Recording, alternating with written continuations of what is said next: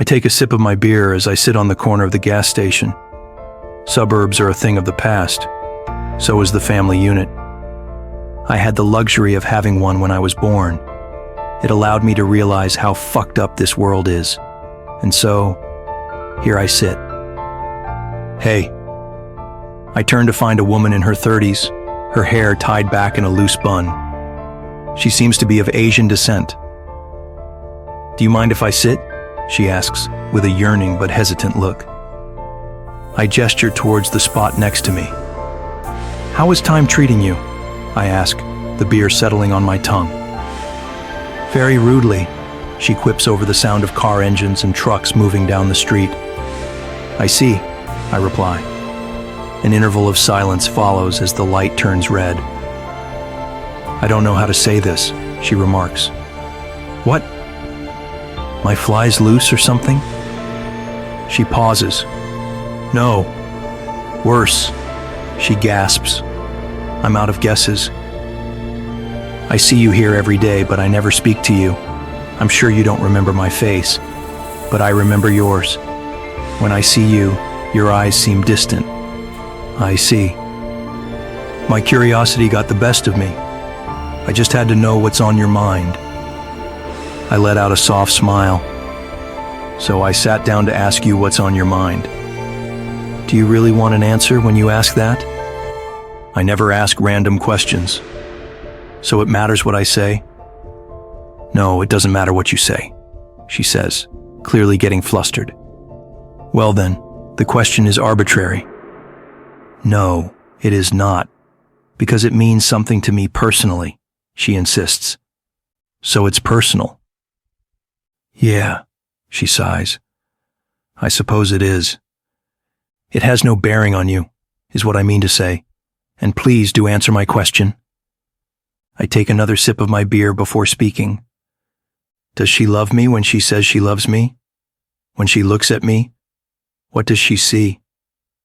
I've always felt as if people see past me, into a distant future they are trying to place me in. I can only conclude that I am loved as a peripheral to a preference or some vague dream. But dreams aren't real. People in this day and age are functionally narcissists, not by choice, but by design. She pauses for a moment, letting my words soak in. Do dreams somehow mean less than the moment right here, right now? To me, they do. Then how do you even get here without a dream? What are you living for? My pastor told me this when I was 16 and about to kill myself. He told me that we can only overcome what is before us, that we have imagination, and that allows us to overcome ourselves. He told me that I needed a dream the same way a sailor needs a lighthouse, and there, I would find God. I'm not religious.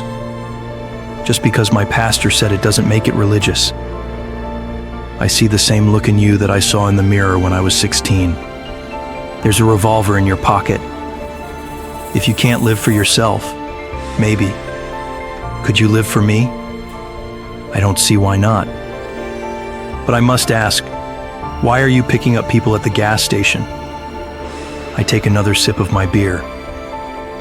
You seem genuine, like you're searching for something that doesn't exist anymore. Love. It's love. Yes, it is. I glance at her knuckles, then her neck, then lastly at her arms, all laced with metal underneath. She responds to me, taking note of this. How'd it happen? I threw myself off a building, she says. Why?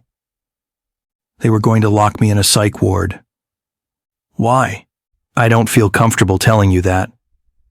Why? Because you'll see me differently. The silence lingers in the air. I take another sip of my beer. Is it real if you can't see it? The silence becomes louder. She cowers. I was diagnosed with ASPD at birth. In this day and age, that's a death sentence. Your life is over, before it even starts. In China, maybe. Well, she says, pulling at the corner of her eyes. I laugh softly. Well, I gotta get going, showing her my empty beer bottle. We should go out sometime. Yeah, I suppose so.